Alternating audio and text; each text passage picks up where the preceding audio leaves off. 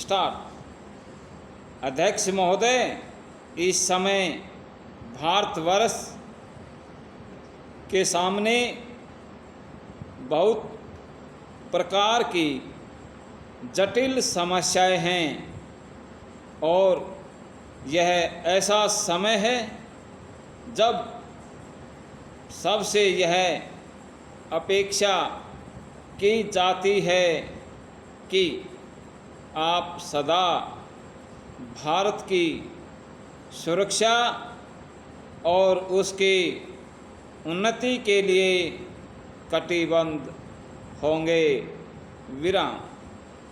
आपको मालूम ही है कि जब से यह प्रश्न हमारे सामने आया है कि भाषा के आधार पर देश के विभिन्न भागों का पुनर्गठन किया जाए, तब से देश में बहुत प्रकार के आंदोलन उठ खड़े हुए हैं। विराम। सरकार ने जनता की इच्छा और मांग को देखते हुए उसके लिए एक विशेष आयोग नियुक्त किया और यह आशा की जाती थी कि उसकी जो कुछ भी सिफारिशें होंगी वे सबको मान्य होंगी और आपस के मतभेद के लिए कोई स्थान न होगा। इस संबंध में सरकार ने जो भी निर्णय किए उनमें से अधिकांश निर्णय सर्वसम्मति से ही हुए हैं। विराम।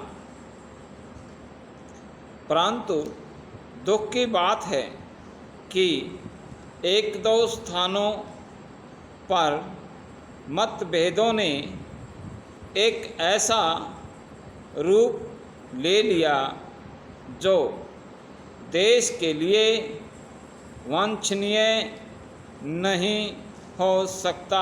विराम। दुर्भाग्यवश आपका यह क्षेत्र भी उन क्षेत्रों में से एक है। विराम। मुझे इस बात की बहुत प्रसन्नता है कि आपने भारत सरकार के साथ सदा सहयोग करने और हर प्रकार के उसके निर्णय को मानकर देश के सुगठित प्रशासन में हाथ बटाने का विश्वास दिलाया है। विराम। पैरा। जब किसी देश के सामने बड़े बड़े प्रश्न उपस्थित होते हैं तो उनमें से कुछ बातों पर मतभेद हो जाना स्वाभाविक ही है। विराम। इस युग में जब हम सब काम जनता की सम्मति से करना चाहते हैं और हमारी सरकार भी जनता की बनाई हुई है, तब यदि कहीं मतभेद हो जाए तो उसमें उतावलापन करने की कोई गुंजाइश नहीं रहती, क्योंकि विरोध प्रदर्शन करने के लिए आपके पास पर्याप्त समय है। विराम। परंतु एक चीज़ जो हम सबको भली भांति जान लेनी चाहिए और जिसके संबंध में किसी प्रकार के मतभेद की गुंजाइश नहीं होनी चाहिए, वह यह है कि चाहे हमारे मतभेद कितने ही अधिक क्यों न हों, उनको सुलझाने का ही उपाय है। और वह उपाय यह है कि इस संबंध में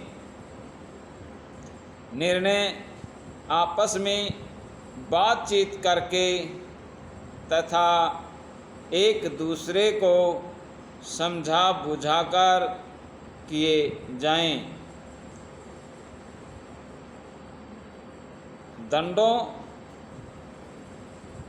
डंडों और पत्थरों से नहीं, हमने अंग्रेज़ों के विरुद्ध भी जिन्होंने इस देश को 200 वर्षों तक अपने अधीन रखा, डंडे और पत्थर उठाना गलत समझा और नहीं उठाया। विराम।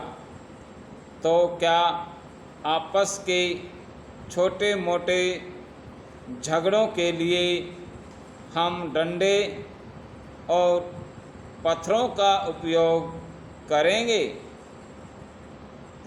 और एक दूसरे की नेक नियति,